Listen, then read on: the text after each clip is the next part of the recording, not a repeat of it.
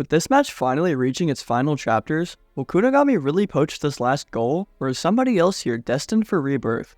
What's going on, everybody? It's Animasu here, bringing you guys another weekly theory video. In today's video, we'll be taking a look at some of the important moments from last week's chapter as we try to break down and theorize on chapter 235's upcoming events. If you watched through today's video and find that you enjoyed it, please be sure to subscribe to my channel, comment below your thoughts, and even join my community Discord if that interests you. Please enjoy the video, everyone, and have an amazing day. Now, just before we get into these juicy theories for this game's conclusion, y'all already know that some people need a little refresher on those important details. Basically, all of chapter 234 was just Hiori and Isagi Yoichi's true showcasing, as both of them, mostly Hiori, cooked the entire field flawlessly, with bro literally dribbling through about 5 defenders and with Isagi faking out both Don Lorenzo and Oliver Aiku. You would think that the match was going to end there. But no, ladies and gentlemen, the S-tier hater he is, Michael Kaiser just had to swoop in and ruin Isagi's shot. Not only that, but this also led to Barou's corny-ass king block, which not only prevented Isagi and Kaiser's Shaolin soccer goal, but it also sends the ball flying high up into the air.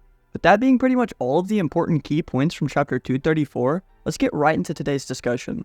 Now obviously, as you've probably raised your eyebrows at in the last segment, I did indeed refer to Barou's king block as corny for sure. In my personal opinion, I do believe Ryu should have had another moment here by blocking this himself, but there might actually be a reason for this. As the ball is obviously flying high into the air after Barou's blockage, the person nearest on the field and with the most capability to clear it is obviously Ryu himself. This could honestly be building towards him actually contributing next chapter, which I would really love to see. Even though this defensive feat from Barou didn't sit the best with me, I do have a pretty rough idea on why I think it was done for another reason too. With 234 ending off with mostly Hiori's thoughts, he actually seems to be surprised with not just Barou's interference, but Kaiser's as well. In his mind, it just isn't making sense how even with him and Isagi being perfectly synced, doing everything flawless together, Kaiser and Barou still managed to stop them. He even specifically points out that those two moved in a way that surpassed our expectations. I truly believe that these moments here are working towards teaching Isagi and Hiori the foundational lesson that metavision sometimes can overcloud your judgment or even make you miss out on key details. In Isagi's case, this was the fact of him just missing out on Kaiser and being caught off guard by him, which honestly, it isn't fully his fault. In Hiori's case, however, I believe what he's working towards here is a better understanding of egocentrism itself. Not just that, however, but this also ties into the entire theme of the midfielder and strikers moving reflexively together, fully understanding each and every player's actions. Shido and Itoshi Sai, Nagi and Reo. Both of those duos are constantly challenging their striker with passes that make them work for the goal, which is I think exactly what Isagi needs here. Instead of just trying to synchronize with everything that Isagi's thinking, Hiori needs to challenge the striker to score a super goal and actually make him work for it. Now this is definitely one of my more looser theories, because although a ton of dialogue and moments have pointed towards this, there's also another possibility that could help them read the field better. Isagi Yoichi could also be the one who's needing this final and last piece, being the Predator Eye itself. Now I know, a lot of people in the community have been saying that this would be super cliche and a bit too obvious, but it's honestly looking like a decent possibility. With this match introducing the Predator Eye officially with Isagi's rival, our first hint towards his awakening of this is just the obvious beneficial use of it for goal-scoring opportunities. Having an ability like this grants you a heightened level of focus and awareness that allows the striker to read movements and intentions of not just a goalkeeper, but the defenders too.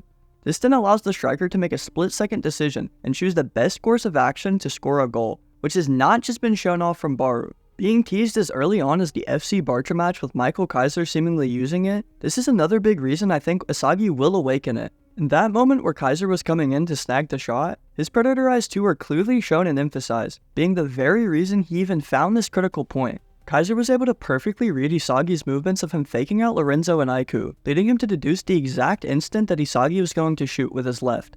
As we've seen throughout the entire NEL basically, although viewing him as a rival, Michael Kaiser is basically just Isagi Yoichi's number 2 idol.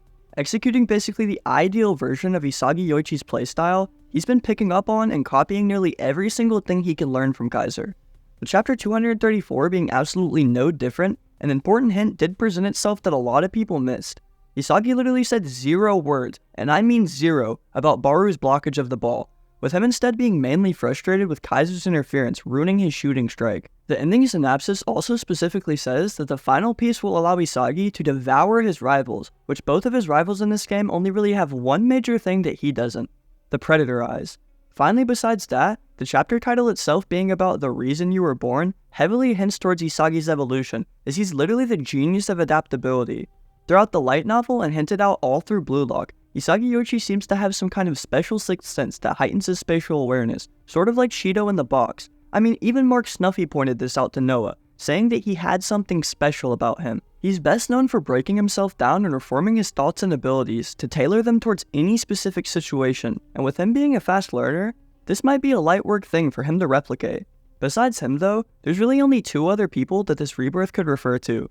Now starting off with obviously Hiori, we've talked more than enough about this cyan-haired menace, so I'll keep this one short. The only way that this title could refer to him is if we probably get even more flashbacks about his past and parents' wants for him, and I honestly just can't see this happening. If it does, however, this might actually be the perfect opportunity for Hiori himself to secure this final goal, so y'all better quote me if it happens. His parents were literally raising him to be the #1 striker in the world, and although Isagi might have changed his mind on what ego really means, he still has this thought in the back of his head.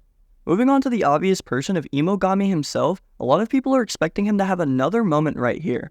Now honestly, I think that Kunigami scoring the winning goal here would not be a good route for the story, because it would sort of reward him for basically ghosting. Also tying him with Kaiser on going 3 for 3 in the NEL, Kunigami would basically be guaranteed to have a point in every single match. That also varies based on your opinion on whether or not Kunigami will score against PXG and Shido, but I'm really expecting that, so I'm taking that point of view. I believe at most if he has any use in the next chapter, it will be in challenging Ryu for this loose airball. Maybe, just maybe, he might score a header goal too, but I really don't want that to happen. Anyways, with all of my ranting out of the way, I do also want to take a look at some of your theories from both the community Discord and my YouTube community post. To start off today's theories from you guys, Monkey actually has a really interesting idea. He believes that Yukimiya will actually be the one to score this final goal, leading Kunigami to have some sort of realization about himself, being then determined to prove himself within this next match versus PXG, more so than he already is. This would not only give him motivation and an important role in the next 20 days, but we also might get the wildcard backstory in between the matches. Now bro, let me just tell you, this is amazing to see you all thinking so differently about the same things. It's super interesting to see everyone's differing views and wants for characters, and I honestly can't complain much about this. The only flaw I could see is maybe Yuki scoring back-to-back winning goals, but this could also be subsided if his goal isn't that impressive, or maybe it's just poached. Also, the wildcard story in between matches, yes, please. Let me know y'all's opinions down in the comments. Should we get the wildcard backstory prior to the PXG game within the 20 days, or actually during the match itself? Moving on to the next theory from the Discord, our boy Inferno is indeed cooking with some heat. With the chapter starting off with Ryu obviously heading the ball out, Nico will then actually gain possession. With the Ubers then moving the ball all around like usual, Lorenzo will then go on to make a final pass to Barou for the game-winning shot. The thing is though, he believes that Nico will actually intercept this pass to then actually score his own goal. Now while I haven't seen that deep of an ego yet displayed from Nico, he points out that this could serve as this kid's revenge against Isagi Yoichi for him calling him an unworthy striker in the previous selection. The get back would definitely be phenomenal here, but on top of Nico not really displaying any signs of this possibility, he's also been meat riding Barou to the maximum. Bro is calling him the king, the GOAT. He basically sounds like half of the NBA fanbase talking about LeBron. This would be a super cool thing to see though, and I'm super curious as to what kind of goal you think Nico could score. Going into our final Discord theory before I transfer to the YouTube peeps, Prajwal Money has a pretty cool idea for Isagi's development. With him believing that this chapter's title refers to his sealed ego, he too believes that Isagi's awakening will happen here. With his right eye too being shown in the flow state, he believes that Isagi will just snatch the ball out of nowhere on the Uber's counter, to then link up with Hiori scoring the winning goal. Right eye predator eye, left eye metavision. While we did talk a lot about most of these things in the video, I just had to add this in due to his design point. I need to see some fan art with these dual-wielded eyes, or maybe we'll be seeing it officially in this upcoming chapter. This would also put him one step above both Kaiser and Barou, because Barou doesn't have metavision, and Kaiser has not been shown to be able to use both of these eyes simultaneously. Also, the emphasis on Isagi's right eye has been abundant throughout this match, so there's even another reason for us to expect Bro's Mangekyu Sharingan to awaken. Now going into the YouTube comments, we have a comment from Yo himself, No Hiori.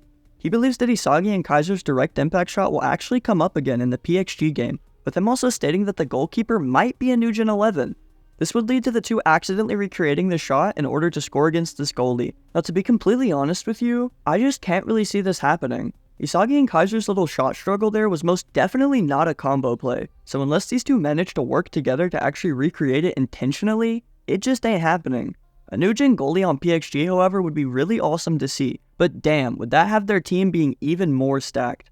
Anyways, moving into today's last comment from you guys, Mahin Kahada has a suggestion for me. This man really wants me to make a video on my predicted 23-man squad for the U20 World Cup, so let me know what you all think. Would you all want to see this hypothetical video soon on the channel, or should I wait for the PXG match to conclude? That probably won't be for another 2 damn years though at this rate, so just keep that in mind. As always, if you happen to sit through today's video and find that you enjoyed yourself, please feel free to show your support by subscribing to the channel, commenting on my videos, and even joining the community Discord if that interests you. I should have some more banger videos going up for you guys this weekend, so make sure to stick around for that.